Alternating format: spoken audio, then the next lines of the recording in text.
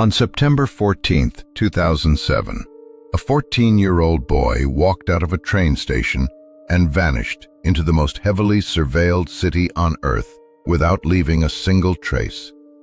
This is the story of Andrew Gosden.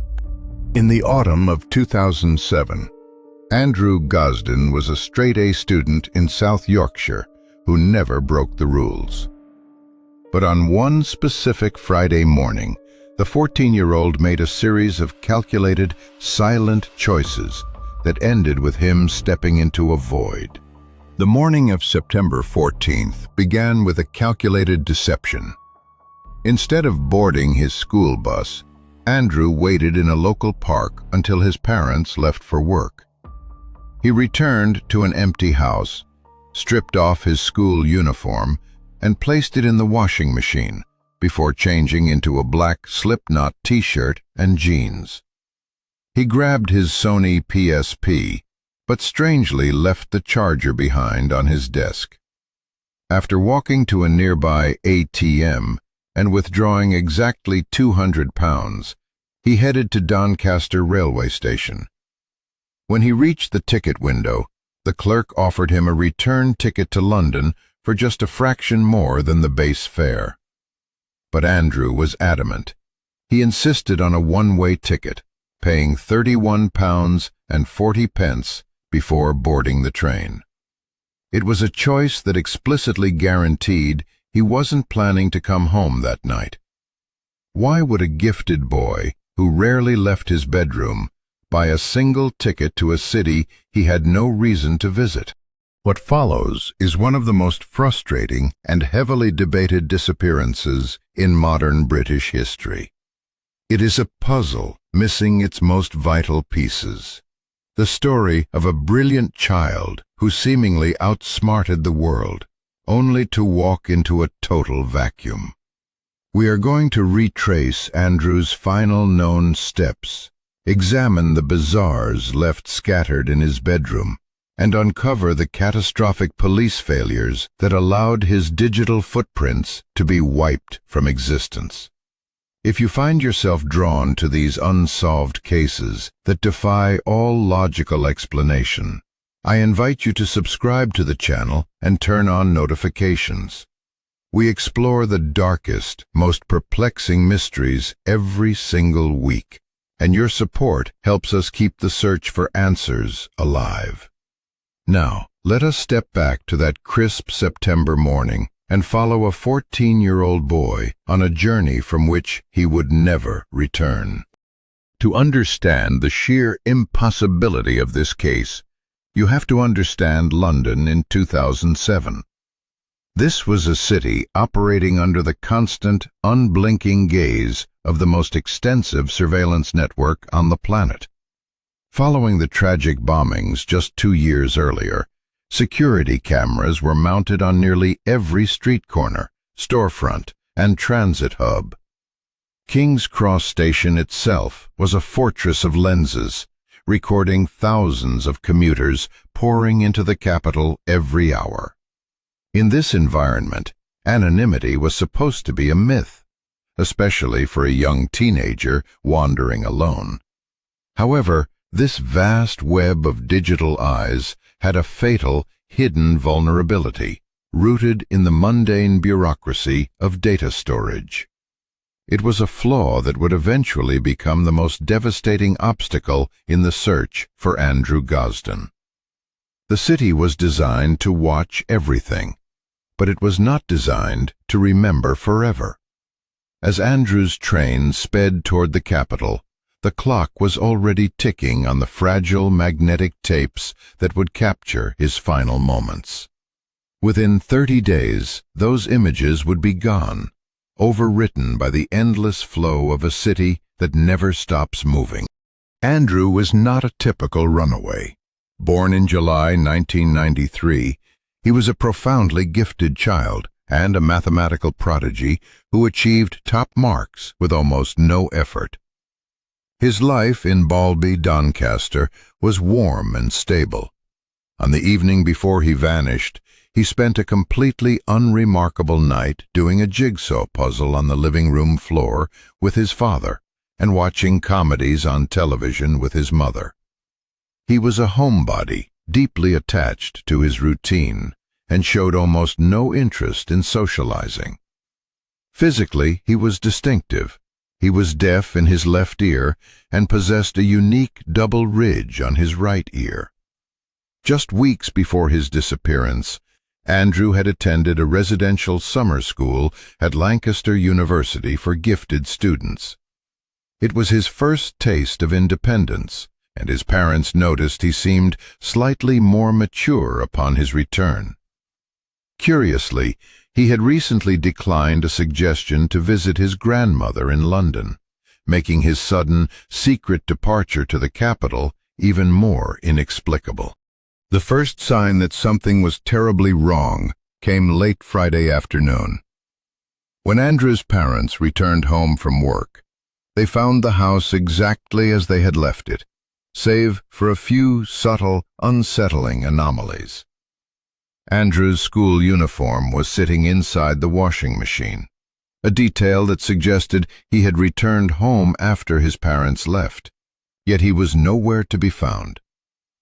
At first, they assumed he was simply upstairs in his bedroom, perhaps engrossed in a video game or resting after a long week. But when they called his name, there was only silence. A quick search of the house revealed he was gone. Panic truly set in when they contacted his school, only to be told that Andrew had not attended a single class that day.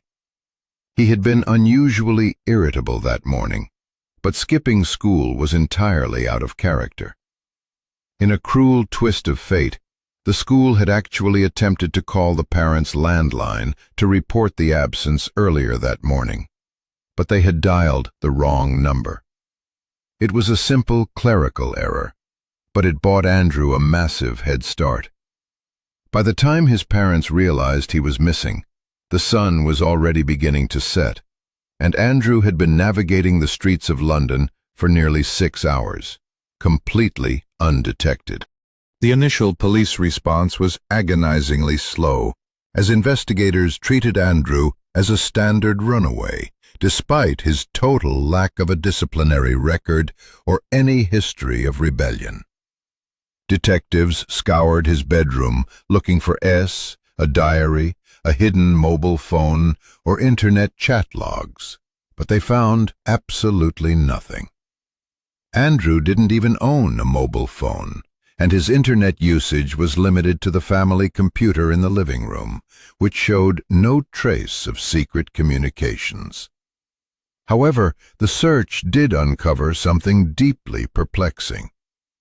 While Andrew had emptied his bank account of £200, he had left over £100 in cash sitting right there in his bedroom. This was birthday money, easily accessible and just waiting to be taken. If he was running away to start a new life, why would he leave a third of his total wealth behind? Even more baffling was the fact that he had left the charger for the Sony PSP he had so carefully packed in his bag. These contradictions suggested a boy who wasn't fleeing forever, but perhaps someone expecting to return before his battery ran out. It is a detail that continues to haunt the investigation to this day. To understand the sheer terror Andrew's parents felt, we have to look at the grim reality of teenagers vanishing in the United Kingdom during the mid-2000s. The country was still haunted by high-profile abductions, and the media landscape was hyper-focused on the dangers lurking in plain sight. London, for all its majesty, was a sprawling metropolis with a dark underbelly, a place where a vulnerable youth could easily fall prey to opportunistic predators. Missing persons charities often warn that the first 48 hours are the most critical window in any disappearance. After that window closes, the statistical likelihood of a safe recovery plummets.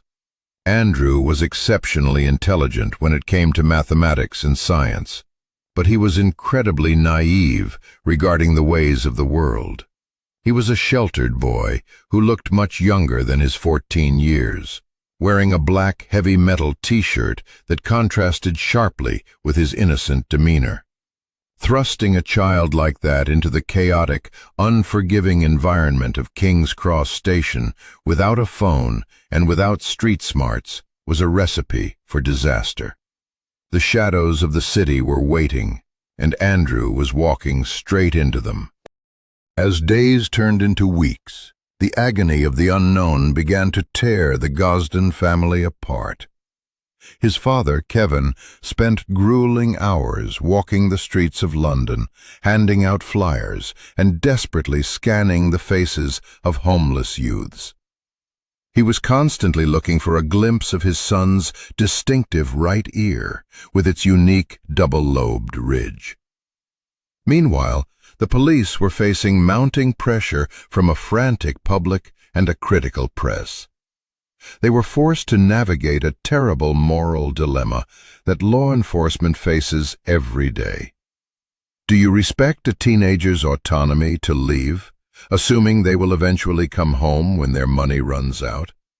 Or do you escalate the case to a major criminal investigation and pull resources from other violent crimes? By initially choosing the former, the police allowed the trail to grow ice cold. They treated the disappearance as a low-priority runaway case for far too long. By the time they finally decided to pull out all the stops and treat Andrew's disappearance as a potential abduction, the most crucial evidence in the heart of London had already begun to degrade beyond repair. The deeper investigators dug, the more the facts seemed to actively fight against each other. On one hand, Andrew had purchased a one-way ticket to London for £31.40, strongly suggesting he had no intention of returning to Doncaster that day. On the other hand, he had abandoned £100 in his room and forgotten his PSP charger, details that scream of a temporary excursion or a day trip gone horribly wrong. Did he meet someone in London? There was no digital footprint to suggest he had been groomed online, and he was known as a home bird who rarely left his house. If you are captivated by the psychological complexities of cases like this, please remember to subscribe and hit the like button. It truly helps us bring these forgotten stories to a wider audience and keeps the search for answers alive. The contradictions in Andrew's behavior are what make this case so enduringly haunting. He was a boy of logic and reason, a mathematical prodigy, yet his final actions defy any logical explanation we try to apply to them. Every theory we construct eventually hits a brick wall of contradictory evidence. The investigation finally secured what should have been a massive breakthrough when they checked the CCTV at London King's Cross. At 11:25 in the morning on September 14th, the cameras captured a grainy but undeniable image of Andrew Gosden. He is seen walking out of the main entrance, blending into the crowd and heading toward the bustling streets of the capital. This was the starting point the family had prayed for. From here, police could theoretically track him from camera to camera, mapping his exact route through the city and identifying who he spoke to or where he went. London's surveillance network was built for exactly this kind of forensic backtracking, and the digital breadcrumbs were waiting to be collected. But there was a catastrophic flaw in the timeline. Because the police had spent weeks treating Andrew as a simple runaway, they did not request the surrounding footage from businesses and tube stations immediately. They waited until October to make the request. By then, they discovered they were nearly a month too late. The surveillance tapes had been recorded over on a standard 30-day loop, erasing Andrew's path forever. Looking back at those crucial first weeks, The missteps are staggering.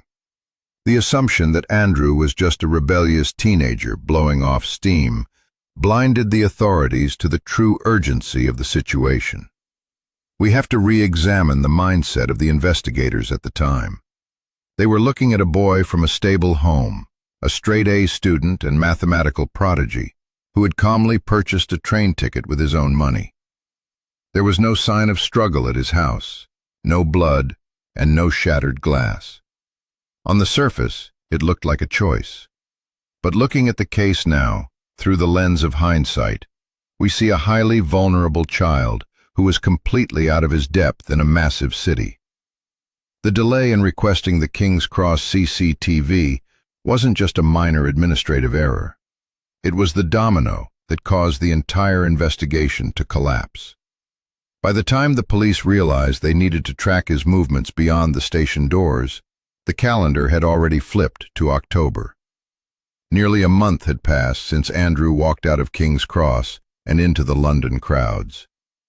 In the world of mid-2000s digital surveillance, a month was an eternity, and the window of opportunity was slamming shut.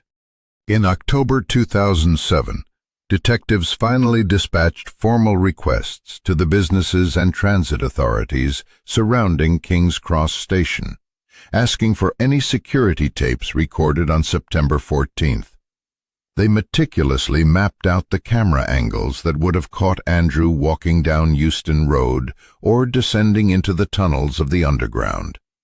The tension in the incident room must have been palpable as they waited for the tapes to arrive.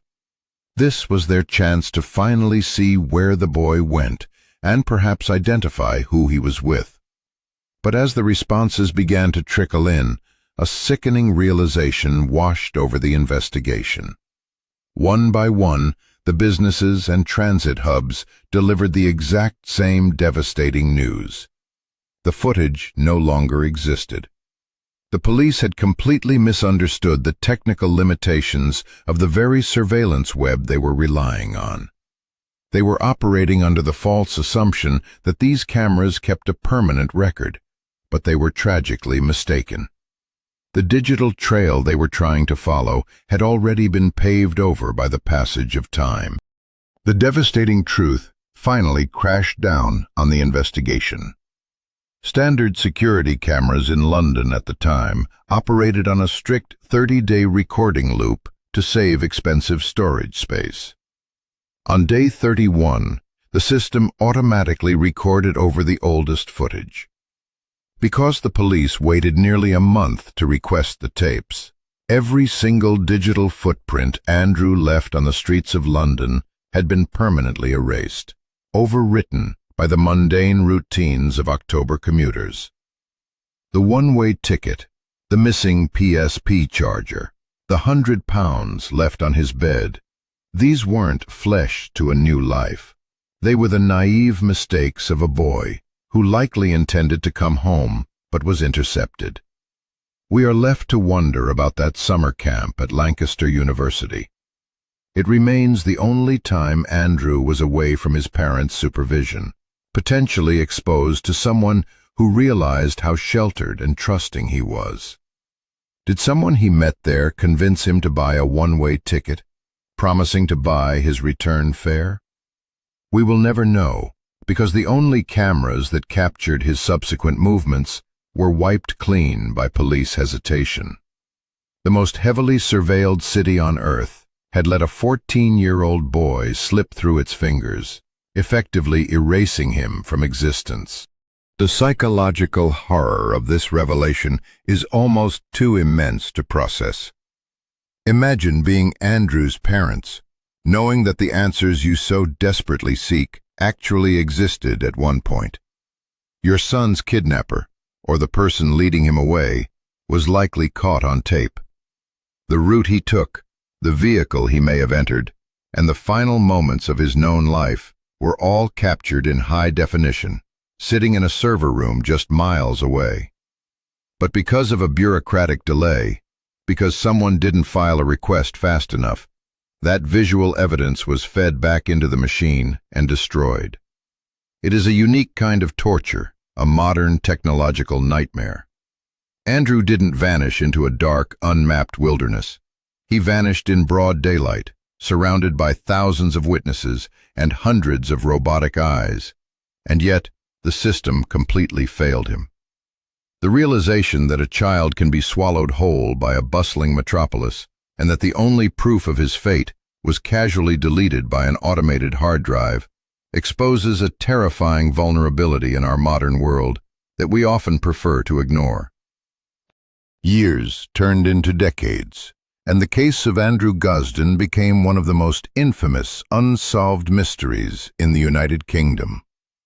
His family has never stopped searching, their lives permanently frozen in that September morning in 2007. They keep his room exactly as he left it, the remaining £100 still waiting for him on the bed.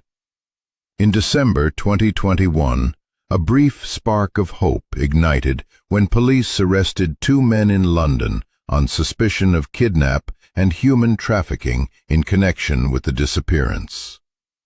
For nearly 2 years, the public waited with bated breath, wondering if the nightmare was finally over. But in September 2023, South Yorkshire Police announced that the men had been completely eliminated from the inquiry and released without charge. The lead was a dead end.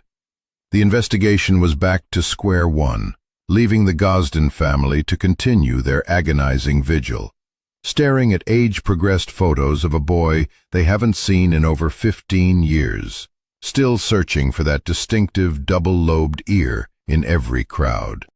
We are left with a ghost story for the digital age. Andrew Gosden's disappearance is a chilling reminder that despite our interconnected world and constant surveillance, human beings can still be lost to the void. It forces us to confront the fragility of safety and the terrifying reality that one wrong decision can erase a life entirely. The boy in the black Slipknot t-shirt walked into the crowd and simply became a memory. If you want to help keep stories like Andrew's alive and ensure these cases aren't forgotten, please subscribe to the channel and join our community. Sharing these videos ensures that someone, somewhere, might remember a face in the crowd or a detail that was missed. Until next time, stay safe and remember that some mysteries are hidden right in plain sight, waiting for the one piece of evidence that hasn't been deleted.